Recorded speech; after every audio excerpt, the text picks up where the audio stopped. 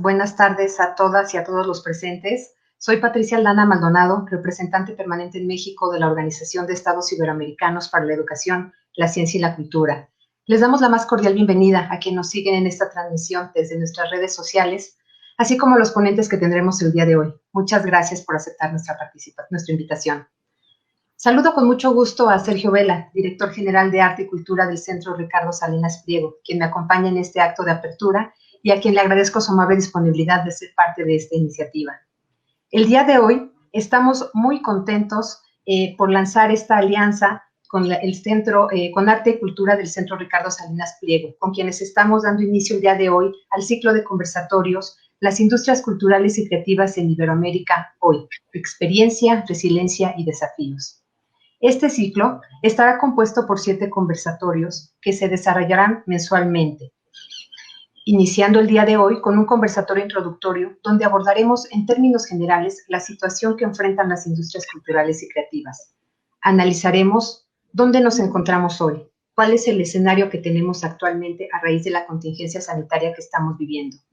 Posteriormente, en cada uno de los siguientes espacios, abordaremos los diferentes sectores que conforman las industrias culturales y creativas, tales como las artes escénicas y la música, los medios audiovisuales, las artesanías, el diseño y la arquitectura, la promoción editorial, las artes visuales, así como el patrimonio cultural. Esta iniciativa tiene por objeto analizar la situación por la que atraviesa el sector cultural en la región y con base en ello vislumbrar opciones que permitan reposicionarlo en el actual contexto de pandemia, así como de pospandemia. Sabemos que las industrias culturales y creativas son parte fundamental de nuestros países, donde cada uno de los sectores que las conforman son importantes por los beneficios que la cultura por sí misma ofrece a la sociedad, así como también por el impacto económico que tienen en cada uno de los países de la región. Desde la OI estamos conscientes de la importancia de la cultura como un instrumento de reparación, sanación y generación de resiliencia en periodos posteriores a una crisis. Con la situación que estamos viviendo, sabemos que la cultura puede ayudar a reconstruir sociedades y a reparar el daño emocional de las personas. Es por ello que en nuestro programa Presupuesto 2021-2022 tenemos una línea estratégica donde buscamos contribuir a fomentar el desarrollo socioeconómico que ofrece la cultura y las industrias culturales en Iberoamérica. Las industrias culturales y creativas nos brindan la oportunidad de identificarnos como argentinos o bolivianos, de sentirnos orgullosos de ser chilenas o colombianas, de querer difundir en el mundo la riqueza cultural de Brasil o de Panamá, de atraer a personas que visiten a Ecuador o España, de conocer la literatura o artesanía de México o de Guatemala. Estas industrias nos ofrecen un sinfín de opciones para sentirnos iberoamericanos. Sin embargo, derivado de la pandemia actual, la cual nos ha obligado en mayor o menor medida a no salir de nuestros hogares, ha provocado que diversos sectores económicos se vieran altamente afectados. Las industrias culturales y creativas no han sido ajenas a esta situación tan compleja. Desde la declaración de la pandemia en el año 2020, los gobiernos implementaron medidas que orillaron a posponer o cancelar eventos culturales en Iberoamérica y en el mundo entero. Por tal motivo, las personas dejaron de ir a conciertos, al cine o al teatro. Tampoco se pudo salir a las librerías o espacios del patrimonio cultural. El acceso a museos o exposiciones quedó pausado en su totalidad, entre otros muchos aspectos. Asimismo, de manera indirecta, estas industrias también se vieron afectadas, ya que el poder adquisitivo de un porcentaje importante de la población se vio mermado por los despidos o por la muerte del sostén de la familia. Los gastos en los hogares se tuvieron que ajustar y se priorizaron aquellos que eran necesarios para sobrevivir, como la alimentación, la renta y el vestido. Esto representa un gran reto para las industrias culturales y creativas, las cuales se tuvieron que reinventar ante el escenario actual. Sin embargo, el impacto de la pandemia fue tajante al traer consigo afectaciones para las personas que están involucradas en dicho sector, siendo el desempleo o la disminución de sus ingresos una constante. En el caso de México, por ejemplo, de acuerdo con datos del Instituto Nacional de Estadística y Geografía, en mayo de este año, el 17.3% de la población declaró que asistió a algún evento cultural, cifra que es menor al 40.5% con respecto a mayo de 2019. Esta situación, que se explica por la cancelación de distintos periodos de eventos culturales por disposiciones oficiales, así como la recomendación general de confinamiento producto de la pandemia. Sabemos que antes de la contingencia sanitaria se había venido trabajando en el acceso equitativo de la cultura para toda la población. Ahora, con la crisis económica que estamos atravesando en este momento, se requiere redoblar esfuerzos para hacerla realmente accesible. Ante este escenario y considerando las similitudes socioeconómicas de nuestros países, el reto es complejo para la región. Sin embargo, espacios como este en el que nos encontramos reunidos hoy y donde participarán expertos en la materia, se abre la posibilidad de delinear algunas de las líneas que se podrán trabajar más adelante de manera coordinada entre el sector privado, el sector público y la colaboración de organismos internacionales como nosotros. En estos foros tendremos la oportunidad de reflexionar con los diferentes actores para conocer su realidad y sus retos a vencer. Así que sin más por mi parte, los invitamos a acompañarnos en este y en los próximos foros que estaremos anunciando a través de nuestras redes sociales. Ahora me permito dar la palabra a nuestro aliado Sergio Vela, director general de Arte y Cultura del Centro Ricardo Salinas Pliego. Adelante, por favor. Muchísimas gracias, Patricia, qué gusto verte nuevamente y muchísimas gracias por la iniciativa a la que nos hemos sumado con enorme entusiasmo.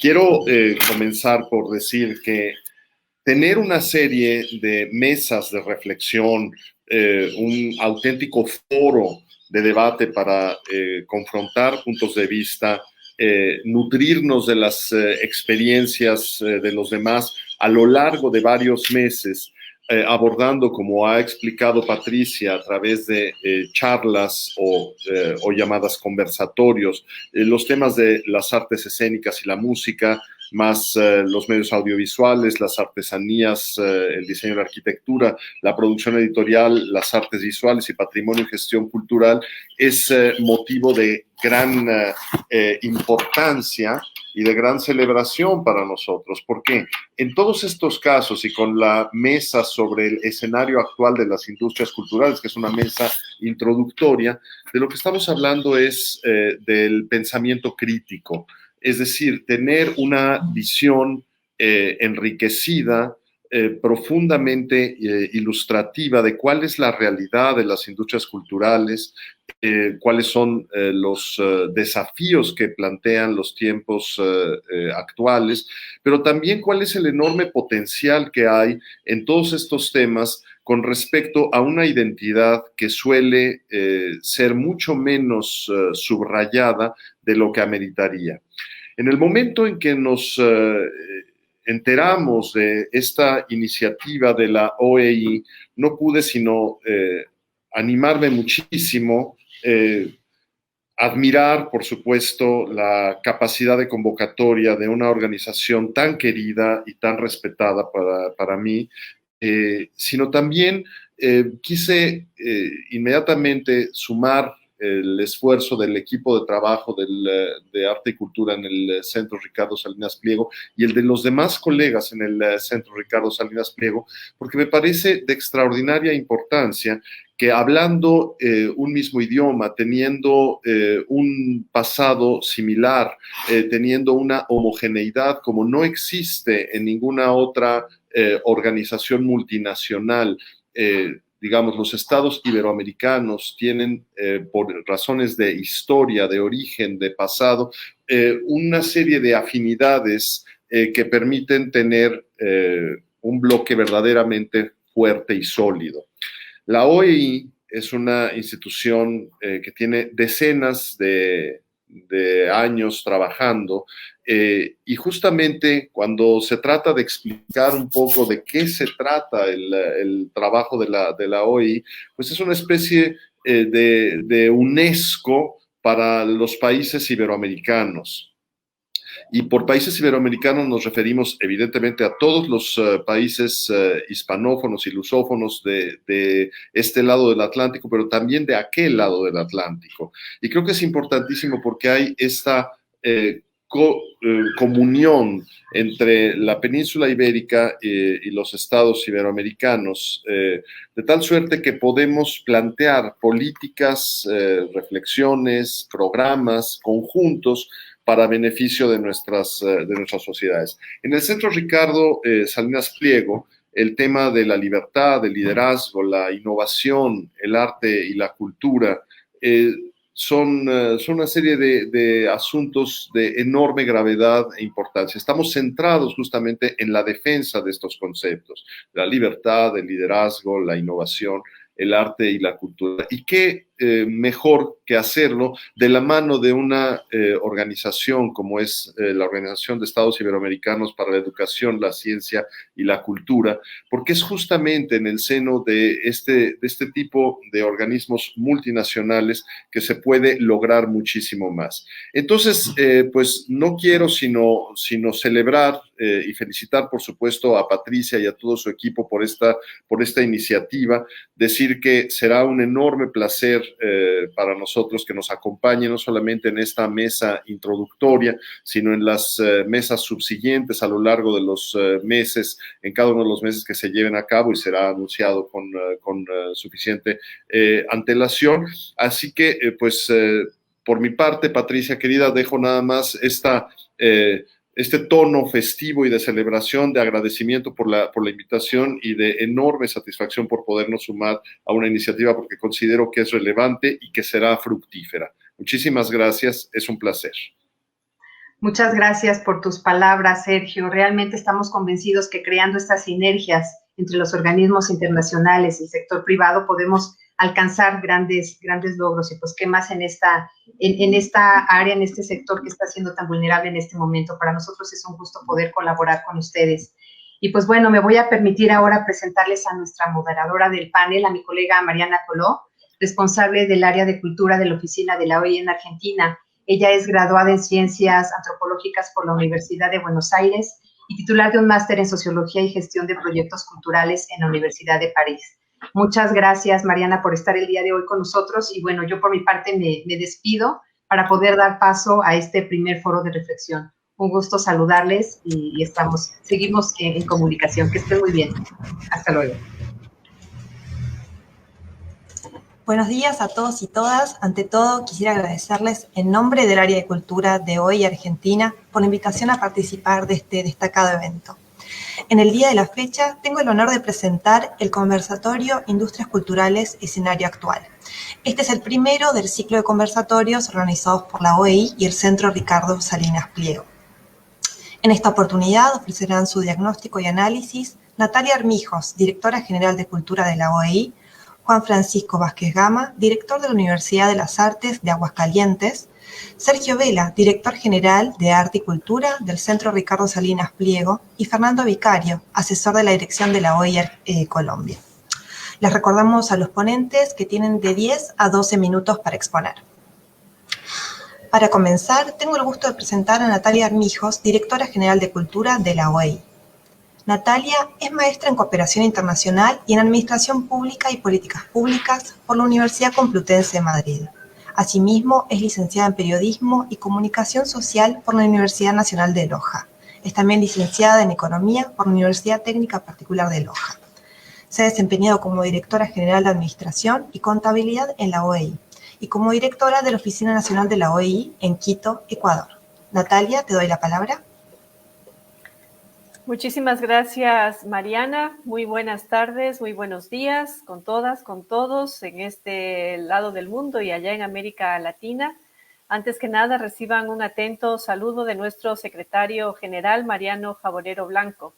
Desde la Dirección General de Cultura les agradecemos a quienes se han conectado a este conversatorio y a Arte y Cultura del Centro Ricardo Salinas Pliego en la persona de su director, el doctor Sergio Vela. Ambas instituciones hemos coincidido en la importancia de organizar este ciclo de conversatorios en un momento tan importante para nuestros países y para la región. Aún no se ha terminado la pandemia de la COVID-19 que nos ha dejado una crisis sanitaria, social y económica y sobre todo la pérdida de muchas vidas en todo el planeta. Entre los efectos de esta crisis económica, el sector de las industrias creativas y culturales se ha visto seriamente afectado. Y en este primer conversatorio sobre la situación a día de hoy, a fecha de hoy, de las industrias creativas y culturales, es que les quiero presentar brevemente parte de los resultados de un estudio que llevamos a cabo. Quiero compartir entonces con ustedes la presentación.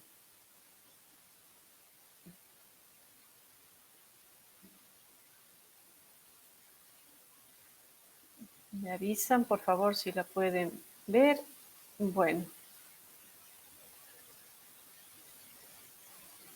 empezamos.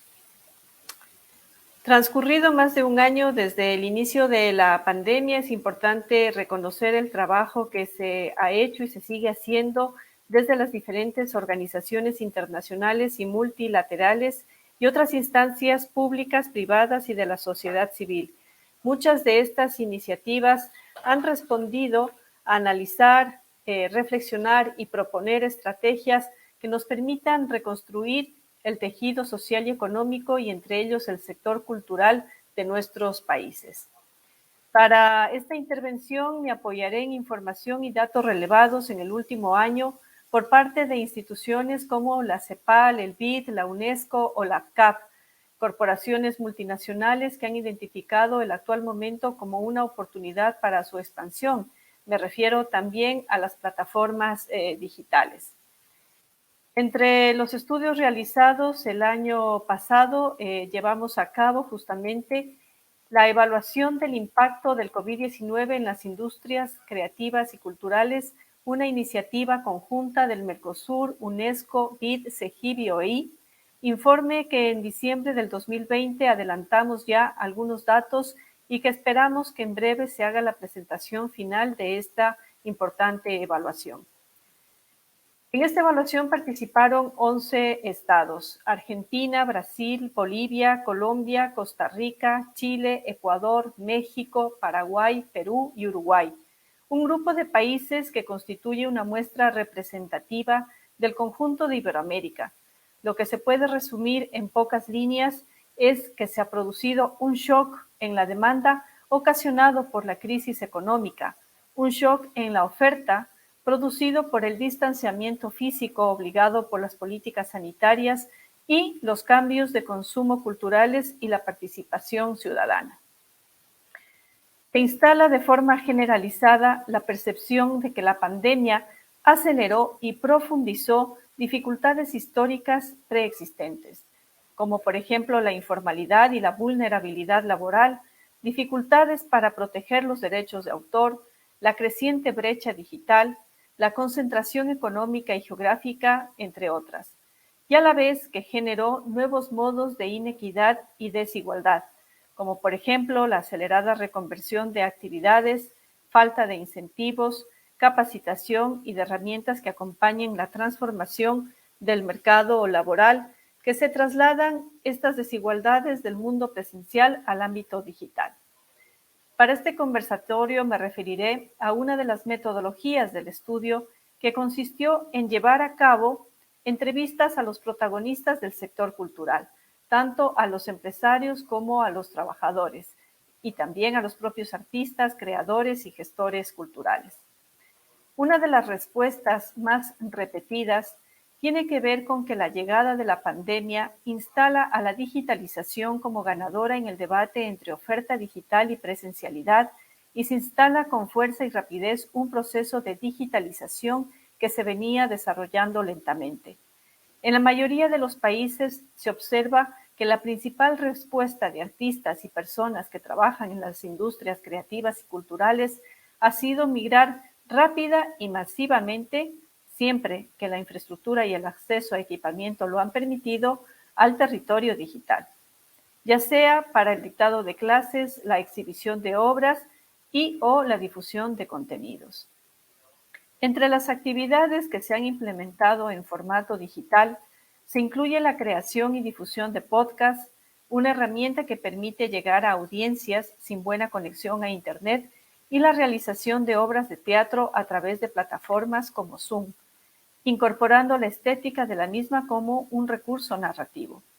La virtualidad obligó también a una reingeniería en el desarrollo de las audiencias, ya que una vez suspendida la presencialidad, la migración a la virtualidad supuso la necesidad de dar impulso a la comunicación por redes sociales y la creación de nuevos públicos.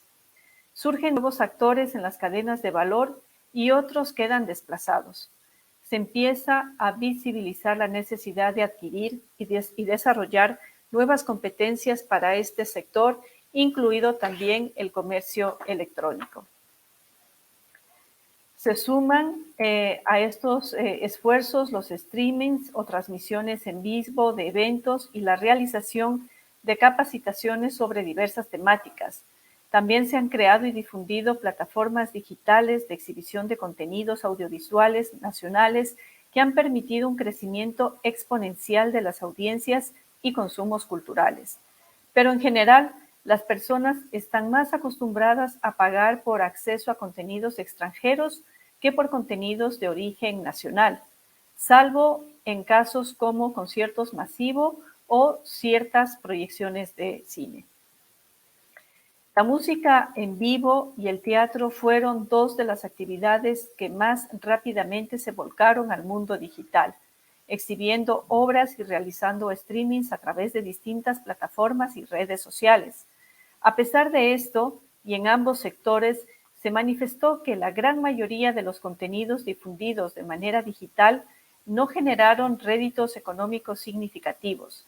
La gran mayoría de los artistas y creadores llevaron adelante actividades virtuales como una forma de mantener la conexión con el público, de aportar cultura en tiempos de incertidumbre y tristeza y de aislamiento social más que de generar réditos económicos.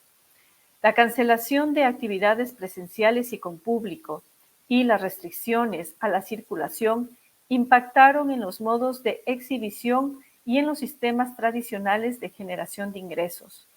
Es por eso que las artes escénicas, la música en vivo y las actividades presenciales son las más afectadas. Y por el contrario, las actividades vinculadas a los videojuegos y la cultura digital crecieron de manera importante. Pero es importante analizar brevemente otro factor relevante respecto o cuando hablamos de digitalización de la cultura, que es el uso que le damos al Internet. Lo que se determina si la persona está siendo capaz de realizar tareas de forma virtual. Es decir, que si antes ciertas tareas las realizaba de manera física, sí es posible que ahora utilicen el Internet para trasladar a esta virtualidad.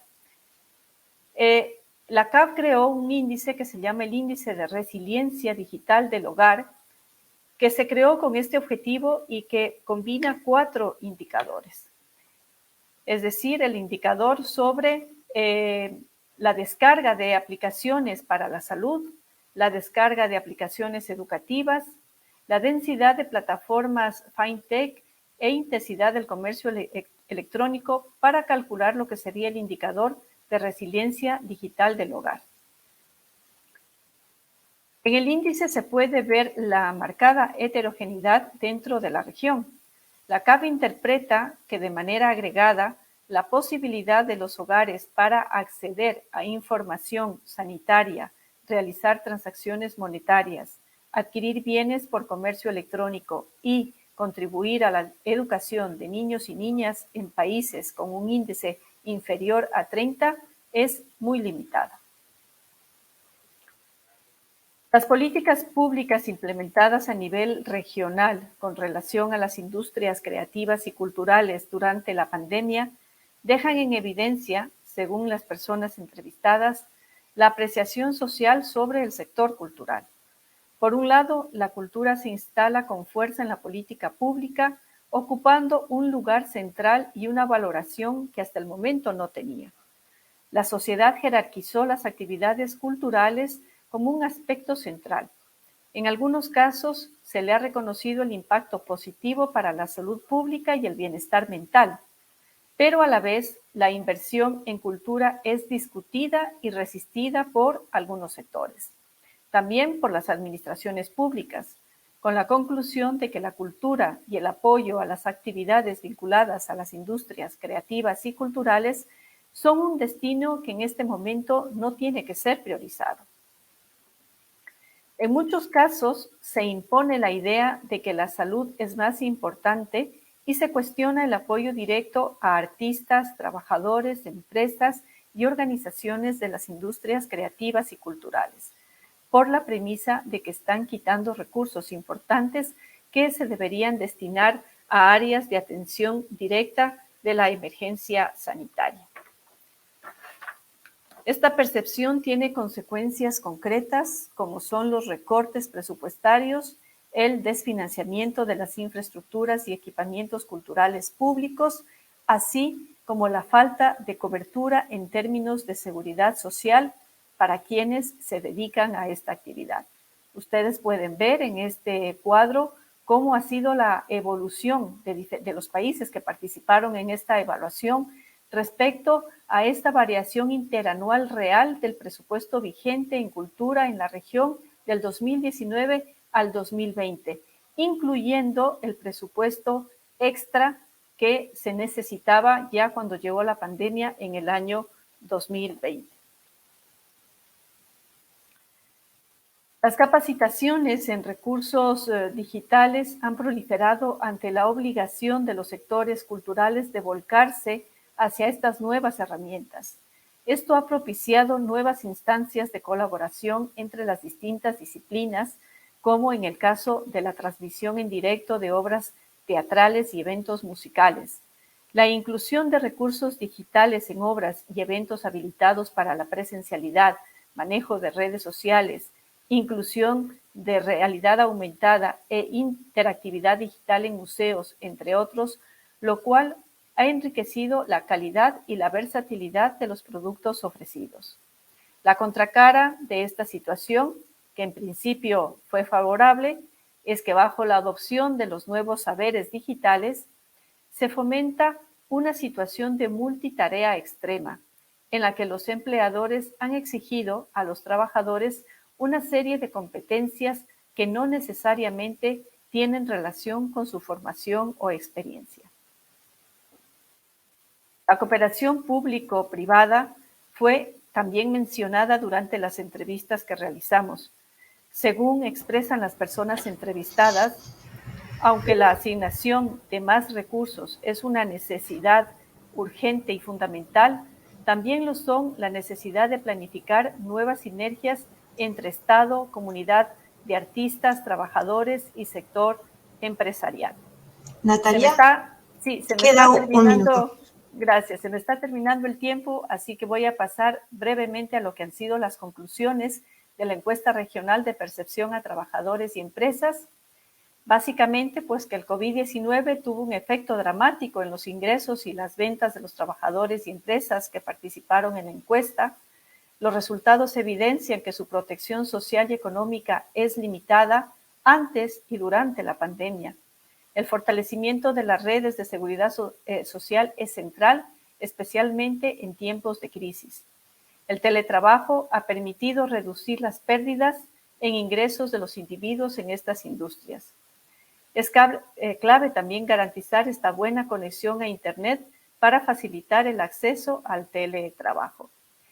Las empresas creativas de la región aumentaron rápidamente los productos ofrecidos en forma digital. Es importante impulsar la creación de centros tecnológicos digitales y promover la sofisticación de producto y apertura de nuevos mercados. Es imperativo estimular las actividades de I+D+I de innovación para generar este ciclo virtuoso. Ambos, trabajadores y empresas, ven la contratación pública como la política más necesaria para superar esta crisis. Y es clave promover compras públicas innovadoras de bienes y servicios culturales. Muchas gracias. Muchísimas gracias, Natalia, por tan nutrida exposición. Le damos ahora lugar a Juan Francisco Vázquez Gama, director de la Universidad de las Artes de Aguascalientes. Juan Francisco es licenciado en Letras Hispánicas por la Universidad de Guadalajara y se ha desempeñado como director general de Desarrollo Cultural y Artístico de la Secretaría de Cultura de Jalisco. También como responsable de la Red Estatal de Bibliotecas de Jalisco, colaborador de Industrias Culturales, docente en artes, músico profesional y dramaturgo. Juan Francisco, te doy la palabra. Gracias, Mariana. Buenos días todavía a todas y a todos.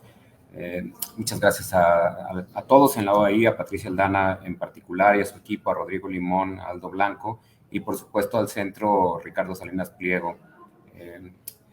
Gracias a Sergio Vela. La idea de hablar sobre el escenario actual de las industrias culturales y creativas quizá podría resumirse en una palabra, ¿no? Decir que es un escenario muy adverso. Ya veíamos la exposición que hizo Natalia, entonces diríamos adverso nada más y ya, pues, ya daría las gracias y se daría la palabra. Pero quizás siempre ha sido adverso, entonces habría que ahondar más y podría resumirlo no en una palabra, sino en tres, y diría que es muy adverso. La pregunta es en qué consiste esa adversidad. Yo creo que todo lo que decía Natalia un poco se va a repetir en lo que estamos viendo, los que estamos involucrados en el sector. Yo pensaba en esta frase, en este juego de palabras que hacía el maestro Carlos Monsiváis, el célebre escritor mexicano, de que quizá o no entendí lo que estaba pasando o no pasó lo que estaba entendiendo. Creo que más o menos este es el momento actual para las industrias culturales y creativas.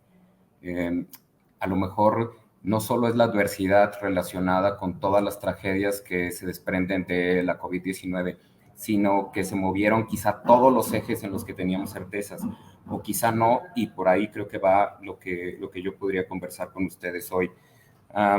Antes de ir a esa parte, quisiera hacer 3 apuntes que no quiero que se me olviden para la argumentación de qué es lo que se movió en este periodo. El primero es, como decía Mariana, tuve a mi cargo la Dirección General de Desarrollo Cultural y Artístico en el gobierno del Estado de Jalisco, en la Secretaría de Cultura en el sexenio pasado, sexenio que fue de 2013 a 2018, y en esa dirección general estaba hospedada la Dirección de Fomento a las Industrias Culturales y Creativas.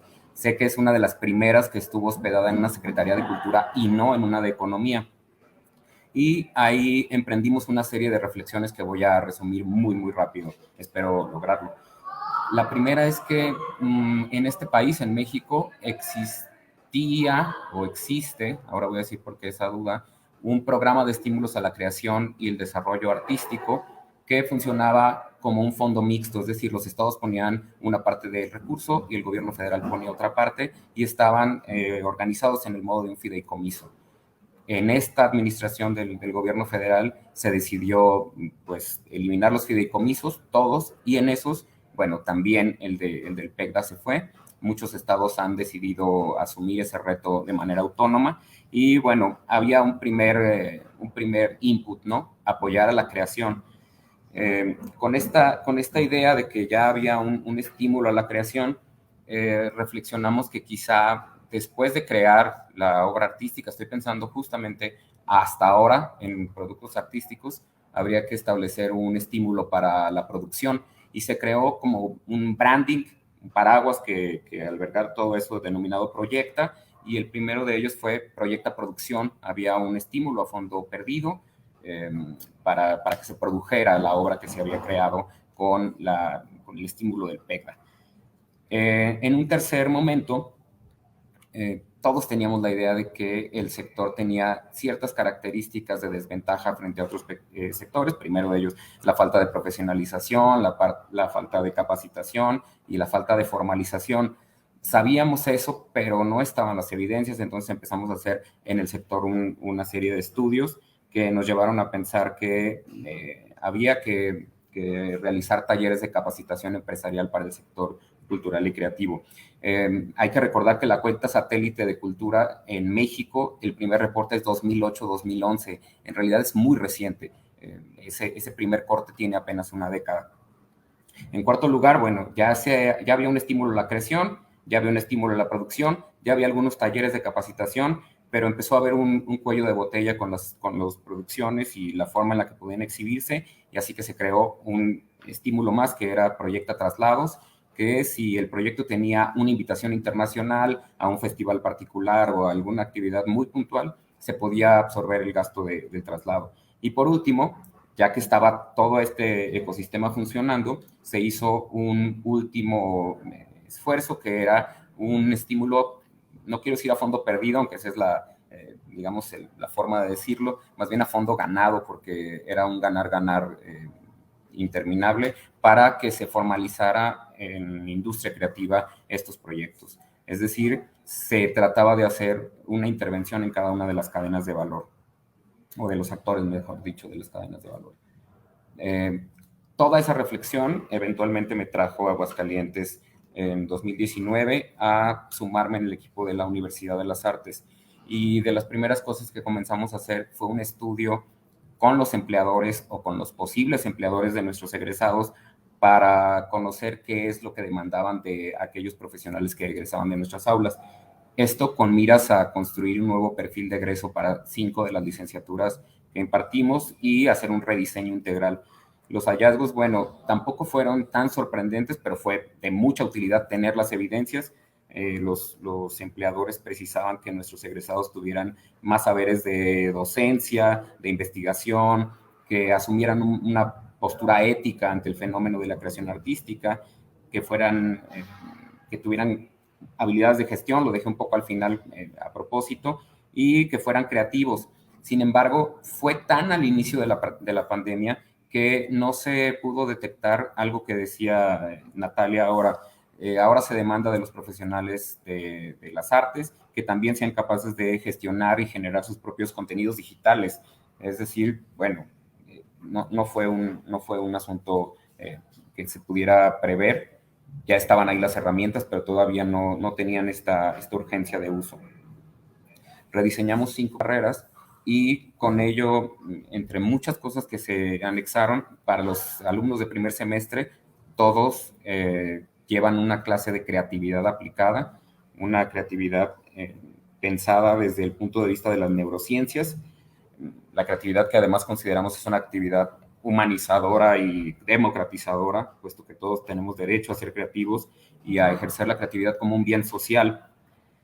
Sin embargo, bueno, ser creativo estaba rodeado de muchos prejuicios, entre ellos el mito de que es una condición genética, que puedes nacer o no nacer creativo, que los creativos tienen cierto grado de locura o que tienen una predisposición natural a las adicciones, o que ser creativo ocurre cuando te inspiras, ¿no? Cuando viene y te toca el genio, o también que es una condición exclusivamente de los artistas.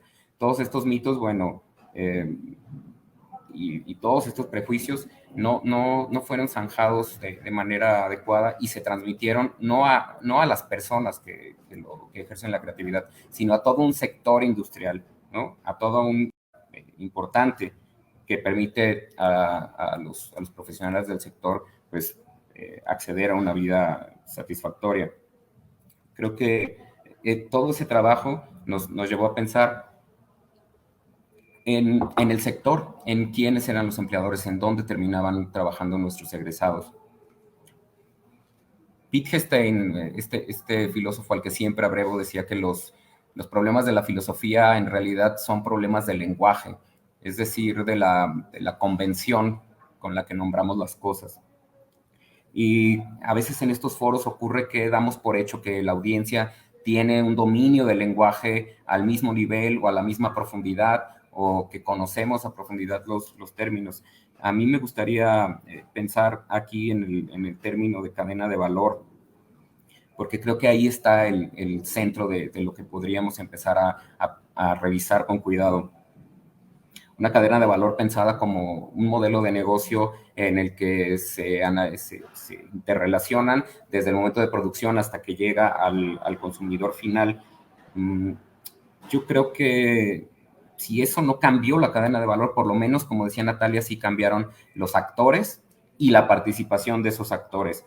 Por ejemplo, aunque estábamos a distancia, los creadores siguieron escribiendo, siguieron haciendo música, y aunque cerraron las librerías, se siguió leyendo, aunque cerraron las galerías, hubo visitas virtuales a museos, se cancelaron los conciertos, pero se inauguraron nuevas formas de acercarse a la música.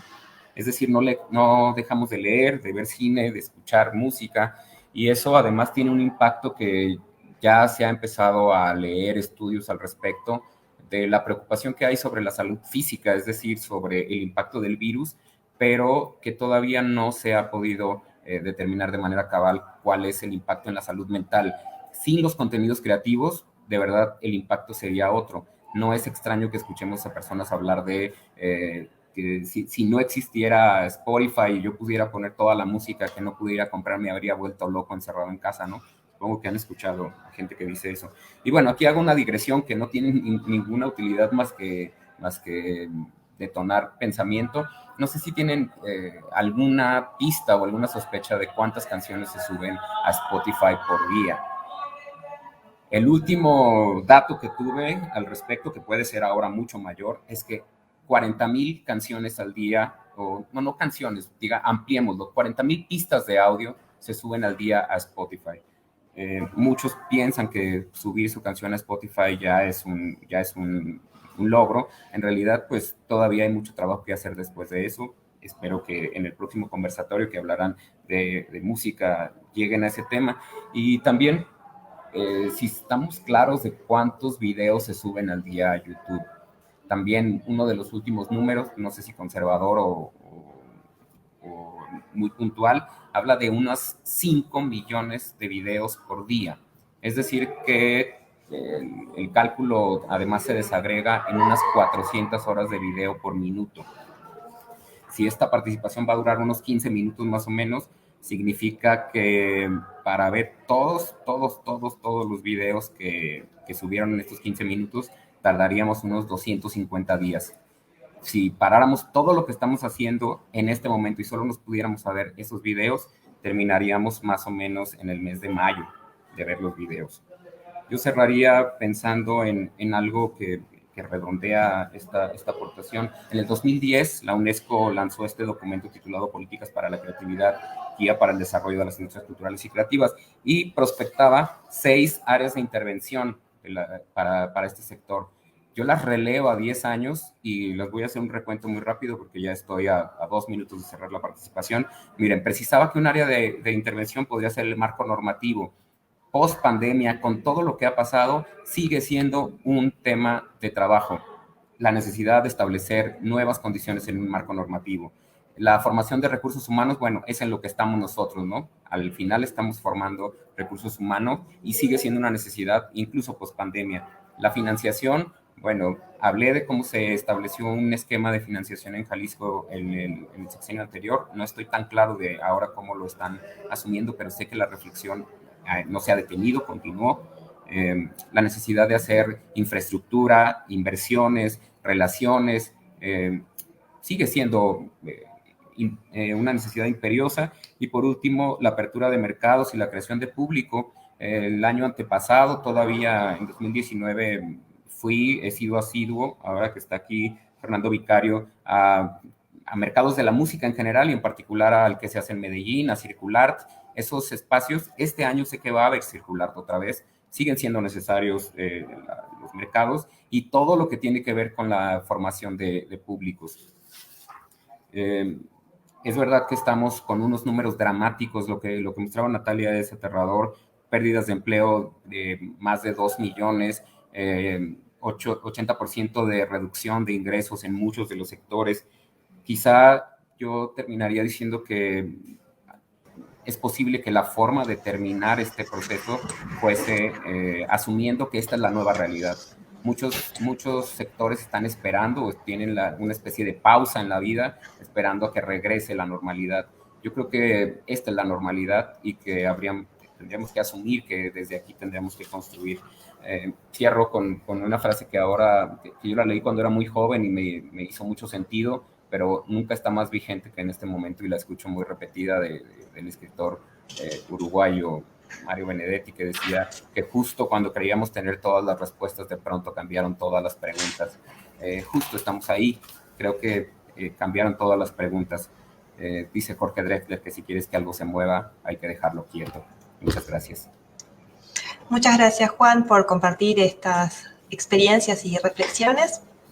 Ahora tengo el honor de presentar a Sergio Vela, director general de Arte y Cultura, Grupo Salinas. Sergio es director de escena y diseñador especializado en ópera. Sus trabajos se conocen en múltiples países. Es musicólogo y promotor artístico y ha encabezado importantes instituciones culturales de México. Tiene condecoraciones de Alemania, Dinamarca, España, Francia e Italia. Es director general de Arte y Cultura, Grupo Salinas, y miembro titular del Miembro de Cultura Mexicana. Sergio, te doy la palabra. Muchísimas gracias, Mariana. Bueno, una primera ventaja de no tener la primera participación es haber podido escuchar las estupendas exposiciones que Natalia y Juan Francisco han llevado a cabo. Yo quisiera enfocar la reflexión justamente sobre aspectos generales, dado que en esta primer mesa sobre el escenario actual de las industrias culturales iberoamericanas, podemos hacer referencia a cuáles son las experiencias, la resiliencia y los desafíos, que es justamente la temática general de este ciclo que con mesas de conversación mensuales la OEI lleva a cabo de la mano de Arte y Cultura del Centro Ricardo Salinas Pliego. Natalia nos ha hablado de un shock en la oferta y la demanda, al mismo tiempo una digitalización acelerada que va de la mano de una brecha digital. Dejo un poco de lado en este momento algunos de los otros aspectos, como el de la protección de los derechos de autor, porque creo que algo muy importante que ha sido mencionado por Juan Francisco, que él y su equipo desde la experiencia de formación de los artistas, de impulso a la creatividad, de convicción, además de que estamos frente a un sector productivo de enorme importancia, ha subrayado que el escenario siempre ha sido adverso.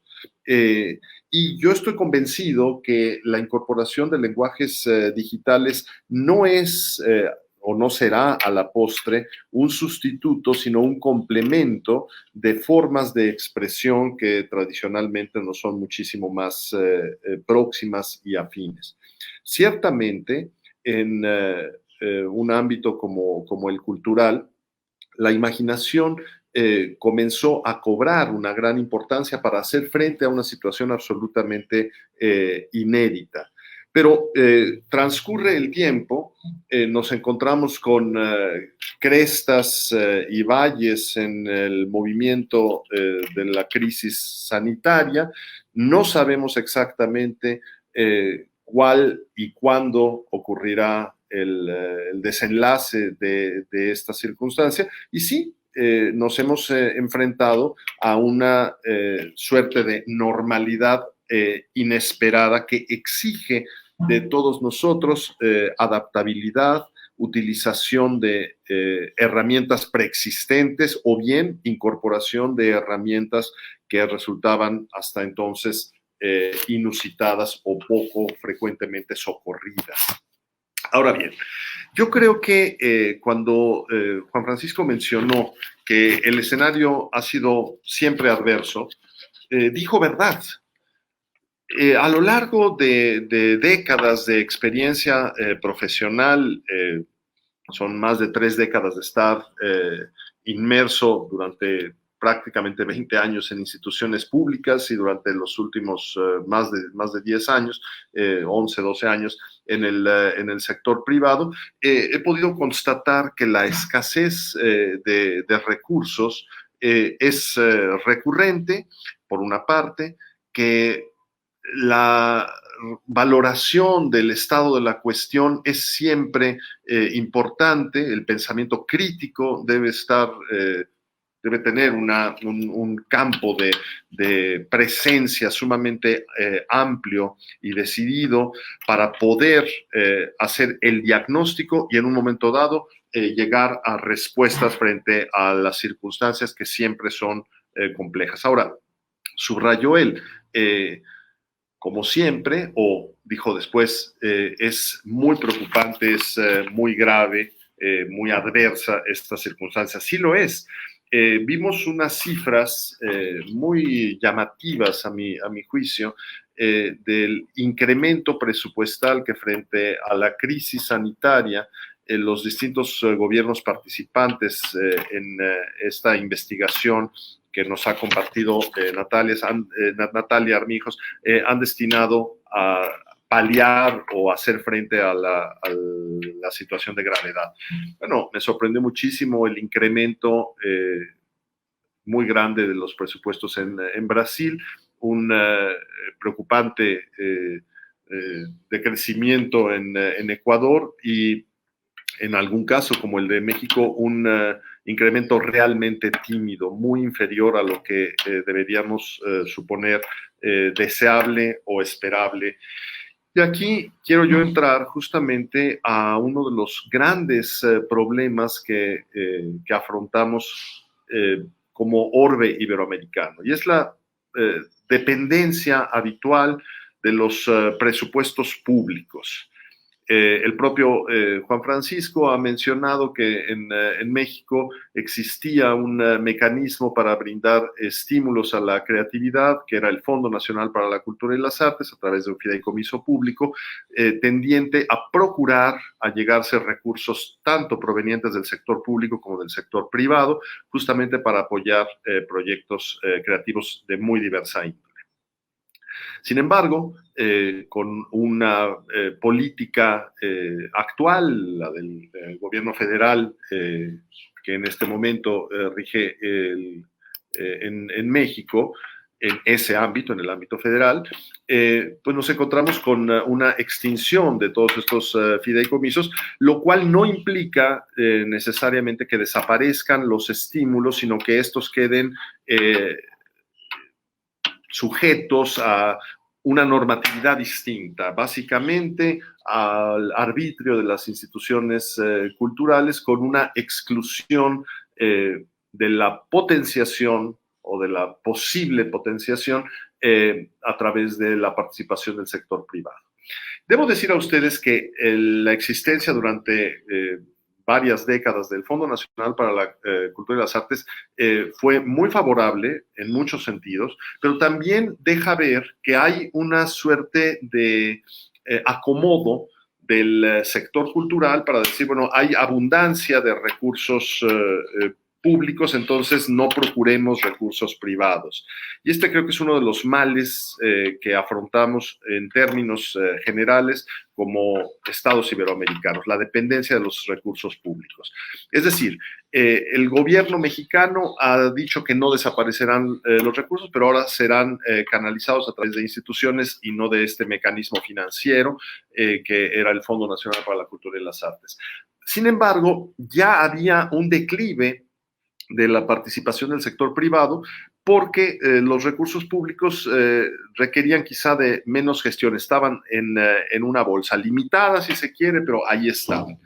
¿Qué es lo que hallo yo en este momento? Una enorme oportunidad, porque tenemos por una parte la crisis inevitable, evidente para todos, derivada de una circunstancia inusitada, incalculada, como es una pandemia, con todos estos elementos que requieren de un replanteamiento, una reformulación para lograr justamente potenciar la actividad artística y cultural.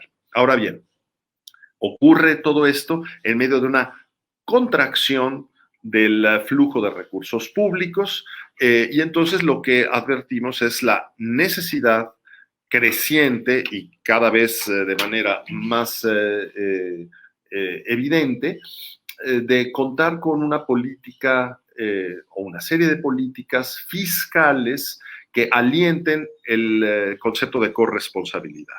A lo largo de mi vida profesional, básicamente en el terreno de la gestión, no me voy a referir en este momento a mis aspectos creativos o académicos, sino simple y sencillamente a la gestión de proyectos, siempre he defendido la corresponsabilidad en materia cultural. Es decir, que haya una buena articulación entre el sector privado y el sector público, porque me parece que es así como se pueden sumar los esfuerzos, multiplicar los buenos resultados, y creo que esas son las operaciones aritméticas que en este terreno debemos hacer, y por eso celebro que existan organizaciones multinacionales como la Organización de Estados Iberoamericanos para la Educación, la Ciencia y la Cultura, justamente porque permite que los esfuerzos se potencien de una manera adecuada.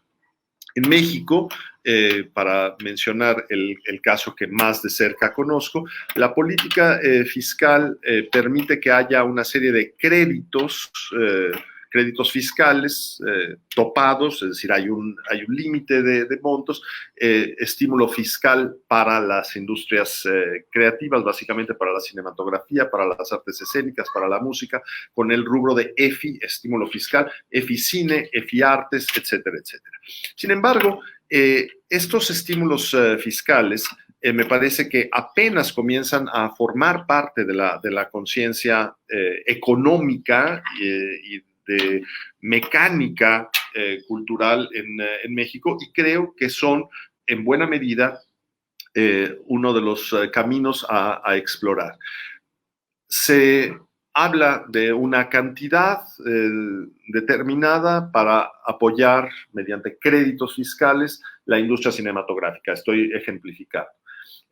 Esa cantidad se fija en función del presupuesto de egresos de la federación, si es una cuestión de política fiscal. En realidad no es un gasto que vaya a hacer el sector público, es simplemente la posibilidad de acreditar un porcentaje de impuestos que deben pagarse destinados con una serie de restricciones. No es que se pueda destinar todo el monto que uno debe cubrir como tasación fiscal, como imposición fiscal, sino simplemente un porcentaje destinado a una actividad cultural, en este caso, de manera ejemplificativa, el cine, pero puede ser cualquier otro de los que entren en un programa de estímulos fiscales. Ahora bien, si le agregáramos un cero a los montos autorizados, se potenciaría enormemente la creatividad, el mecanismo fiscal se vería fortalecido y el costo para el sector público sería prácticamente nulo. ¿Por qué? Porque lo que ocurre es que cuando se potencian las industrias creativas, y de eso se trata buena parte de lo que quiero, hacia donde quiero conducir la reflexión, es decir, hacia la innovación, hacia la creatividad, justamente lo que ocurre es que hay una mayor participación del sector privado, hay una política que implica esa corresponsabilidad. ¿Por qué en Iberoamérica nos cuesta tanto trabajo lograr estas políticas de manera consistente, las políticas que apoyan la corresponsabilidad, la complementariedad de recursos públicos y recursos privados? Bueno, porque estamos habituados a estados nacionales muy fuertes. El modelo a seguir, el modelo administrativo desde la independencia de los estados iberoamericanos fue muy fuerte, y hoy en día contrasta enormemente esto con la política fiscal que durante siglos enteros se ha llevado a cabo en el orbe anglosajón, básicamente en Estados Unidos, donde el Estado en materia cultural ha tenido poco o nada que decir. Consecuentemente, han sido las asociaciones no lucrativas, las fundaciones, etcétera, que han encabezado los grandes esfuerzos en materia cultural y artística. Cuando pensamos que un museo como el Museo Metropolitano de Nueva York o la Ópera Metropolitana de Nueva York, por mencionar simplemente dos instituciones absolutamente referenciales, son instituciones de derecho privado, pues pareciera algo muy distante de la realidad iberoamericana, donde existe esta dependencia y hábito de vínculo con el sector público. Por mi parte, quisiera yo subrayar que es importantísimo mantener la fuerza del sector público, pero no como única fuente de financiación. Creo que la gran oportunidad la tenemos justamente ahora frente a una situación crítica para, ejerciendo un pensamiento de veras reflexivo, que podamos fortalecer las industrias culturales, su desarrollo y su relevancia y su plena inserción en el terreno de la economía a través de una política fiscal adecuada. Creo que con esto concluyo de momento, estimada Mariana, para que después podamos continuar con la exposición que nos falta, después la ronda de preguntas y respuestas y el coloquio. Gracias, Mariana. Muchas gracias, Sergio, por compartir este diagnóstico y análisis del sector cultural iberoamericano. Para finalizar, tengo el gusto ahora de presentar a Fernando Vicario, que es asesor de la dirección de la OEI Colombia. Fernando es maestro en Ciencias Políticas y Ciencias de la Información y licenciado en Ciencias de la Información por la Universidad Complutense de Madrid. Asimismo, es licenciado en Periodismo por el Instituto Latinoamericano de Santiago de Chile. Se destaca como director en consultores culturales. Asimismo, se ha desempeñado como profesor de la Universidad Tadeo Lozano de Bogotá y de Flaxo, Buenos Aires. Ha sido secretario general de la Red Académica de Valor Compartido de la OEI, coordinador cultural del Convenio Andrés Bello, asesor de la Agencia Española de Cooperación y director del área de cultura en la OEI. Fernando, te doy la palabra. Muy buenos días, muy buenas tardes para Natalia y para la gente que nos sigue desde Europa. Antes nos decían nos decía Sergio, la ventaja de no ser el primero. La desventaja de ser el último es que ya se ha dicho todo lo que yo quería decir, se ha dicho de forma muy contundente y muy clara. Voy a pasar una pequeña revista a las cosas que hemos visto, que hemos dicho, que estamos trabajando en este momento y que me parece que son muy importantes. Patricia Aldana al principio nos decía de la importancia de un organismo internacional como es la Organización de Estados Iberoamericanos en el desarrollo y el crecimiento de las industrias culturales en nuestro territorio. Eso lo voy a utilizar como herramienta posteriormente, Patricia. Después, Natalia nos leyó cifras que cuentan historias. No son cifras, son muchas historias las que hay detrás de esas cifras, muchas historias que vienen además apoyadas por algo que Juan Francisco nos ha señalado y que comparto plenamente. Si el sector está mal, no es únicamente por la pandemia, es porque venía muy mal. Y Sergio ha insistido en este punto, que veníamos mal porque realmente los gobiernos, en el mejor de los casos, solo nos daban ayudas económicas, solo económicas, pero nunca nos dieron ayudas legislativas, nunca nos dieron ayudas fiscales, nunca nos dieron ayudas comerciales de relación con otros países, posibilidades de acceder a los mercados internacionales y nunca nos incluyeron en las negociaciones de los TLC que se han ido trabajando en diferentes espacios y en diferentes sectores. Entonces, solo nos daban dinero y con aquella intención que yo creo que estaba de fondo, que era la de callarnos. Y tampoco nos ayudaron en otras cosas importantes, que es en las que yo quiero insistir y voy a insistir con más fuerza en este momento. Tampoco nos ayudaron en algo que también Juan Francisco ha dicho y me ha alegrado muchísimo escucharlo, que en Aguascalientes ya lo están poniendo en marcha. La formación en creatividad. Ese proceso de formación artística que se tiene que llevar en las escuelas, que se tiene que llevar en las universidades, porque los creativos no nacen en los árboles. No crecen como las manzanas y ¡pum!, caen. Y el que era creativo no era la manzana, era el señor que estaba sentado debajo del manzano y cuando le dio en la cabeza dijo, ¡eureka!, acabo de encontrar. Y entonces los creativos necesitan estímulos en la formación, en la educación y son la base central de las industrias culturales. La educación artística en América Latina, en la enseñanza primaria y secundaria y en la enseñanza universitaria, es muy floja. Y si no creamos, y si no construimos creadores, y si no trabajamos, tampoco estamos formando públicos y, por tanto, nuestros consumos decaen estrepitosamente porque nuestros públicos están siendo formados por otros actores diferentes. Y entonces, formar en educación artística y en creatividad significa formar públicos. Y tener una legislación que ayude a eso significa incentivar industrias culturales no solo con un apoyo económico, sino también con un apoyo legislativo imprescindible. La defensa de los derechos de autor y de la propiedad intelectual es vital y la OEI está trabajando esta cátedra de derechos digitales y la OEI está aportando en este empujón a los estados para que entiendan que no solo necesitamos dinero y la OEI está trabajando en todo esto, pero es que no nos hacen caso. Entonces, ¿cómo hacemos para que nos hagan caso? ¿Cómo hacemos? Porque luego además llegamos, acuérdense, en la cadena de valor, perdón, lo primero era la creatividad, la producción, la preproducción, lo que hacen la esencia de las industrias culturales, que son los creadores, y el último eslabón es la comercialización y tampoco nos ayudan. tampoco nos ayudan. Todos los mercados, como el que nos decía Sergio o el que nos decía Juan Francisco de la música aquí en Medellín, el circular, todos los mercados de artes que vamos teniendo, son mercados que crecen con las uñas y con los dientes porque hay gente como Octavio Arbeláez, como Claudia Triana, hablo de Colombia concretamente, o los mercados que hay en México, o los mercados que hay en Argentina, porque hay gente que está trabajando con las uñas y con los dientes para sacar esos mercados adelante.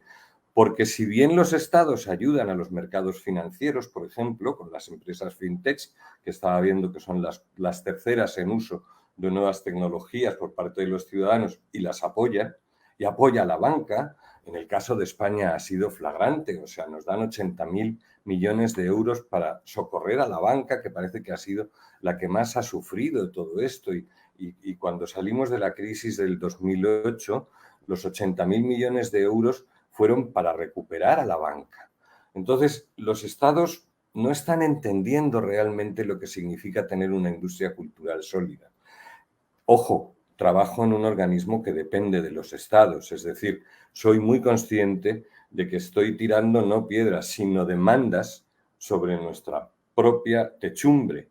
Y estoy tratando de señalar qué es aquello que nos hace falta para ser más fuertes y para solidificarnos un poco en compendio con lo que han dicho desde Patricia hasta Sergio.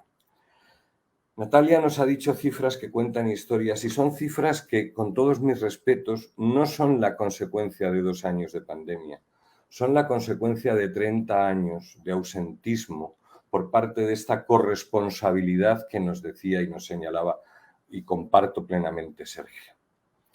Mientras desde los organismos internacionales, la OEI, el BID, la corporación, todos los que, UNESCO, todos los que están involucrados en esto, no señalemos que necesitamos más cosas que dinero y no señalemos cuáles son esas cosas, los estados no se van a sensibilizar.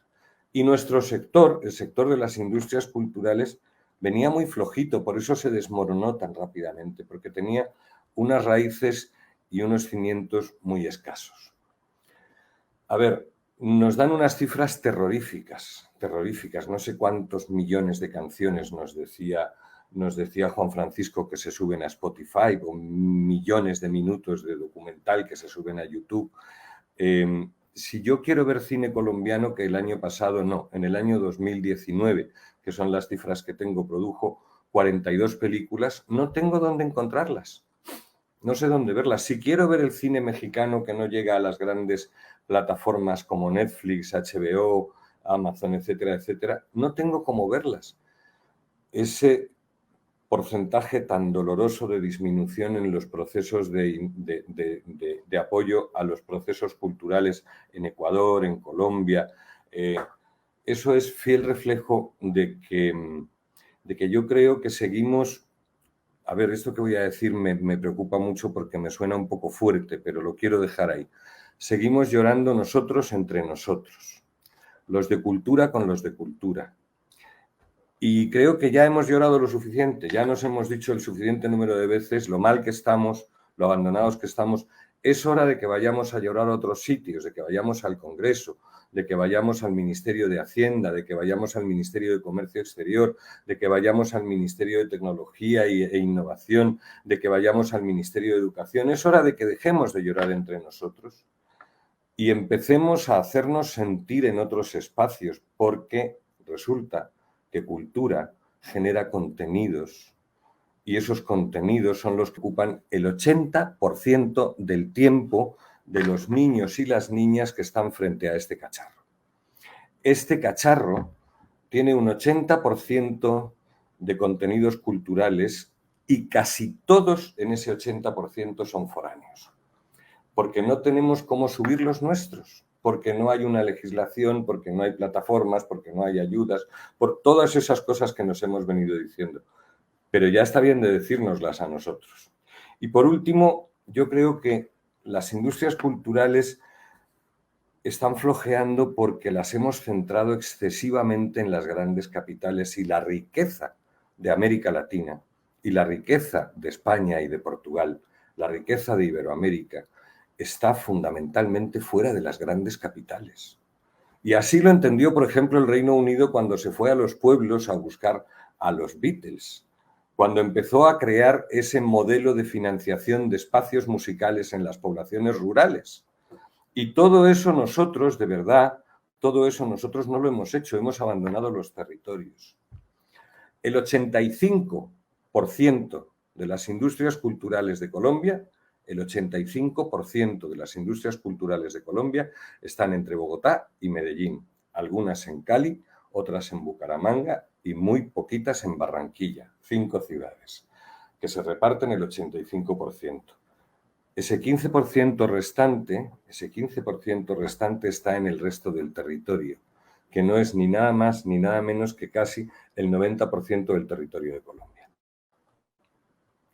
Entonces no hemos hecho un plan de choque para fomentar la presencia de los territorios, y eso es lo que mejor podemos vender fuera, lo que más admiran de nosotros, nuestra diversidad cultural, nuestras pluriculturas, nuestra capacidad de contarle al mundo que se puede pensar de otra manera, que se puede sentir de otra manera, que podemos ser humanos de otras maneras, a como nos enseñó Hollywood, y que podemos ser de verdad de otra forma que no es la que nos enseñan desde Europa y desde Norteamérica.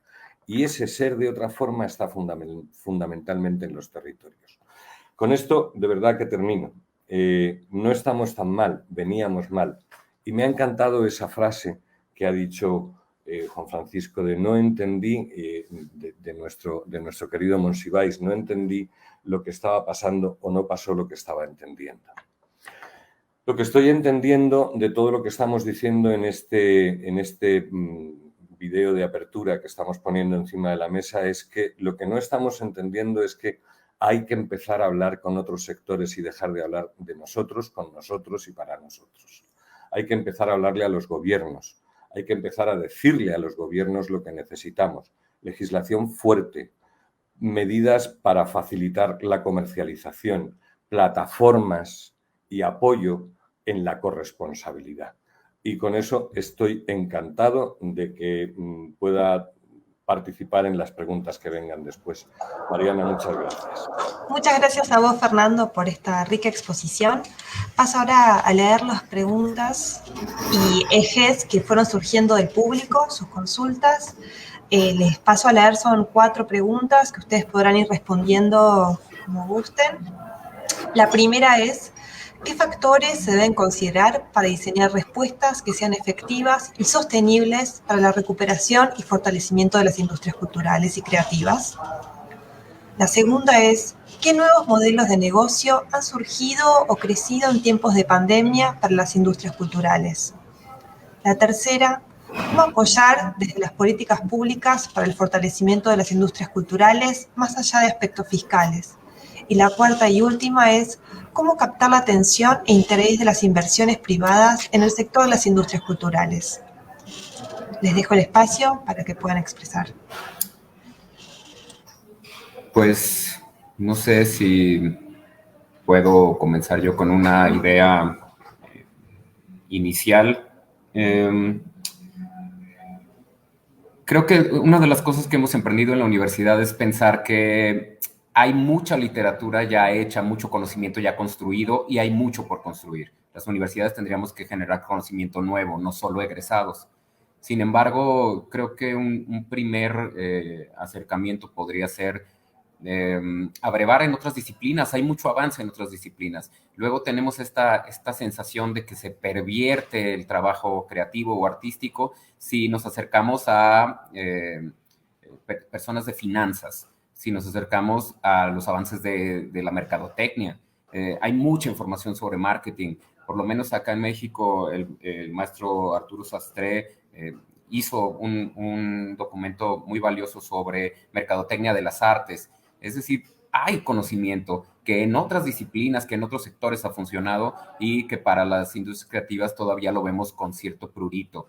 No sé si estén de acuerdo. Yo la verdad es que estuve muy emocionado escuchándoles a Fernando, a Sergio, a Natalia.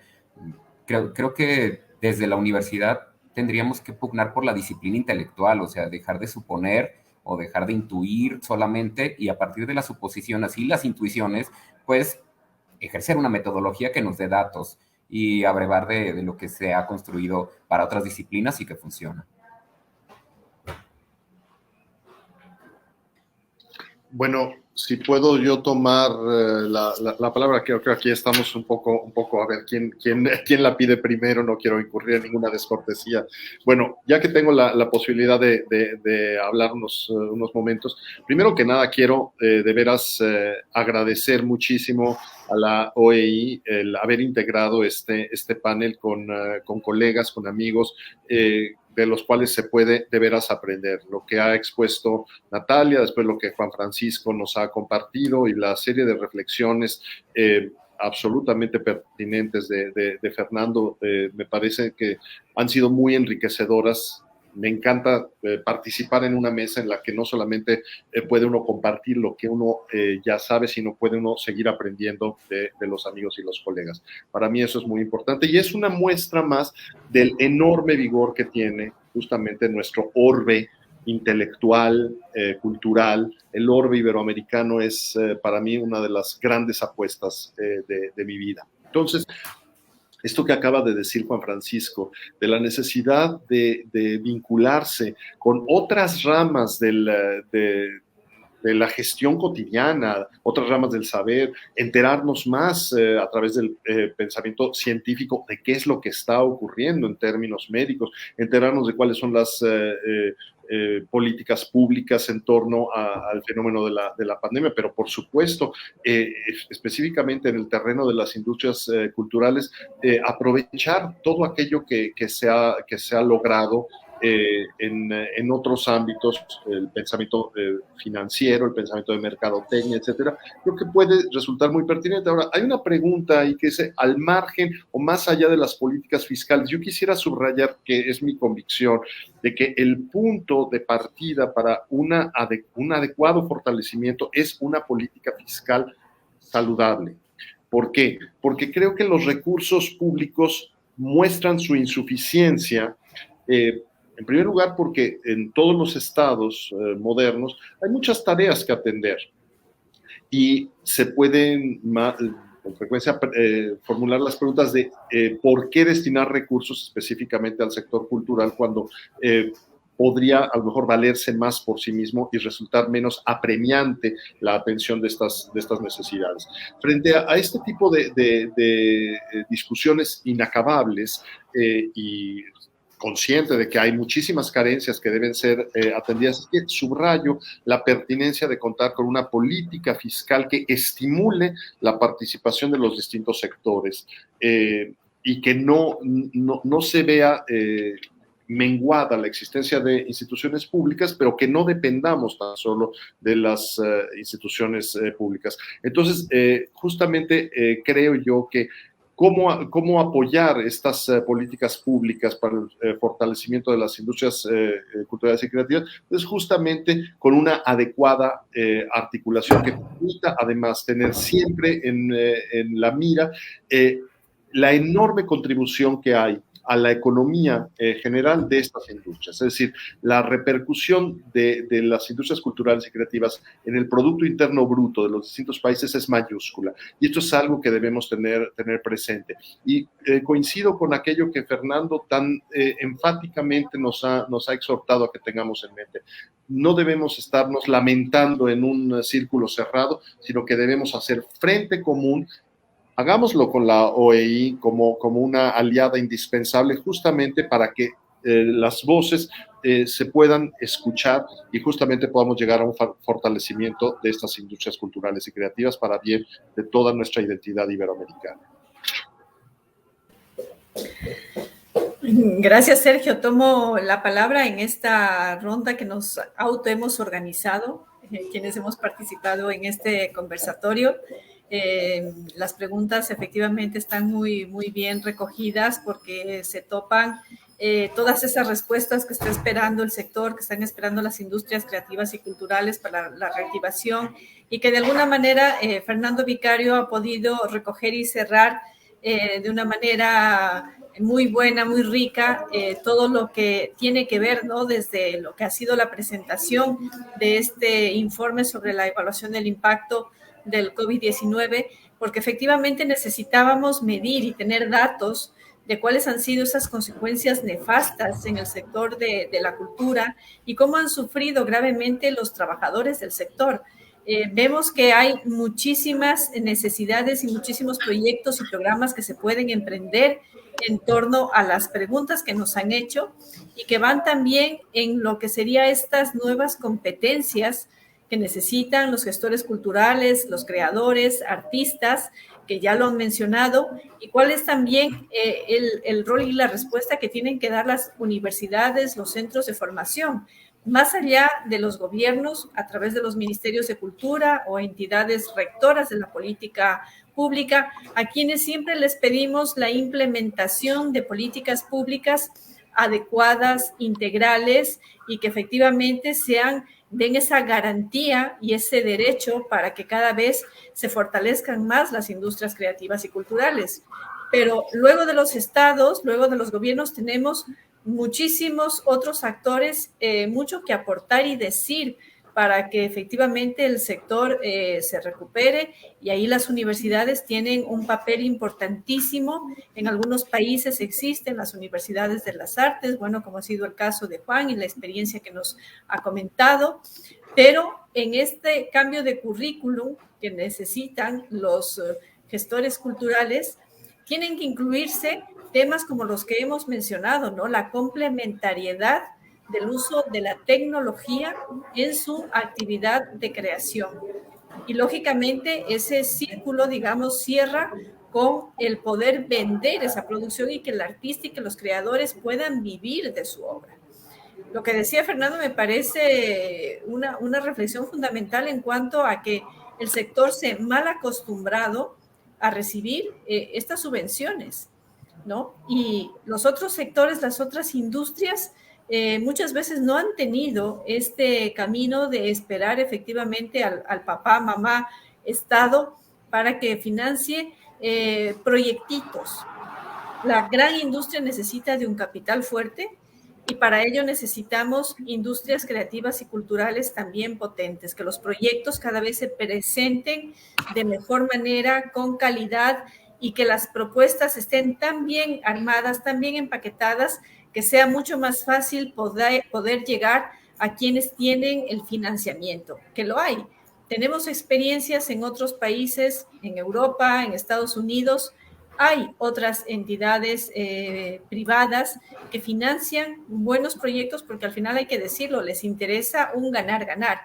Financiar, introducir capital esperando tener una utilidad, un retorno de esa inversión.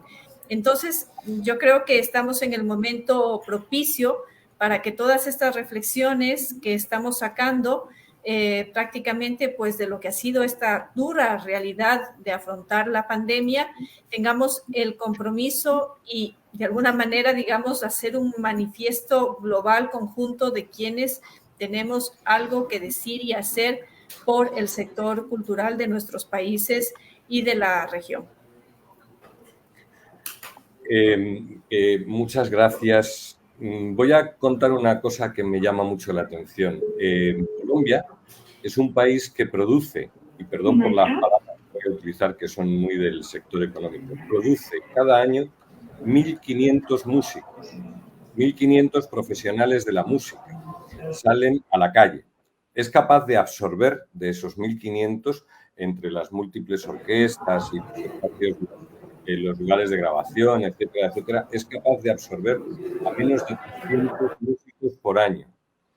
De 1.500 quedan 1.200 que no son absorbidos y que se van a quedar con su licenciatura en diferentes espacios de música debajo del brazo. Sucede una cosa bastante parecida en el Reino Unido y estaba mirando cifras comparativas. El Reino Unido e Inglaterra produce cada año nada más y nada menos que 1.700 músicos, casi como Colombia.